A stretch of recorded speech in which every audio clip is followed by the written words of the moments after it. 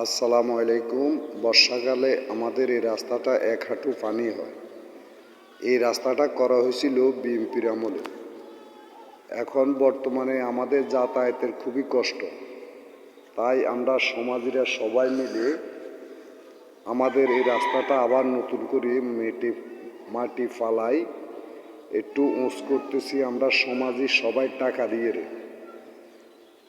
অনেক টাকার মাটি লাগে, কি করব, কপাল খারাপ। আওয়ামী লীগ সরকার আমলে আমাদের এই রাস্তাটাকে আমরা বারবার বলছি উঁচ করে দেওয়ার জন্য, কিন্তু এই রাস্তাটা উঁচ করে দেওয়া হয় নাই, কোনো কাজে হয় নাই। আপনার এখান দিয়ে ঘনবসতি, ঘনবসতি, আপনার এই রাস্তাটা এমার্জেন্সি বেশি উঁচ করার প্রয়োজন, তাই আমরা সবাই টাকা দিয়ে রাস্তাটা উঁচ করতেছি। অনেক বড় রাস্তা,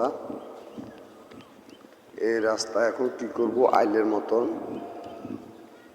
আইল যেভাবে বাঁধে এভাবে বাঁধে আমাদের হাঁটবার সিস্টেম করে লইতেছি।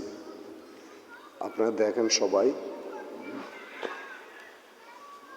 এই রাস্তাটার জন্য আমরা বারবার আবেদন করলাম, কিন্তু আমাদের রাস্তাটার কাজ হয় নাই।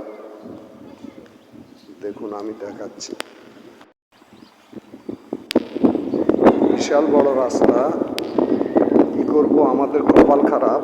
তাই আমরা আমাদের বিএনপি সরকার এই রাস্তাটা বানছিল।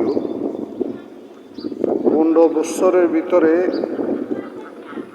আমাদের নোয়াখালী হাতিয়ার যারা মোহাম্মদ আলী 4 আনা পয়সার কাজও করে না,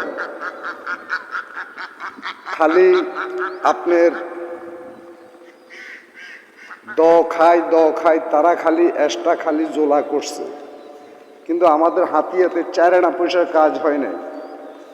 অনেকগুলা রাস্তা, অনেকগুলা শাখাগুলাতে কোনো কাজ হয় নাই, কিন্তু মানুষে খুবই কষ্ট করে হাঁটতেছে, খুবই কষ্ট করতেছে। আমাদের নোয়াখালী হাতিয়া বয়াসর সেরমাঙ্গার আপনার সমস্ত জমির কাগজপত্রগুলা আজিম সাহেবে দিয়েছে।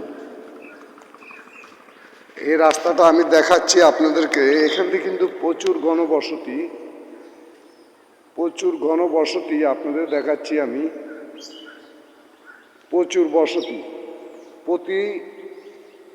এমন বসতি এখান দিয়ে এটা বলার মতন না, খুবই ঘনবসতি। যদি এই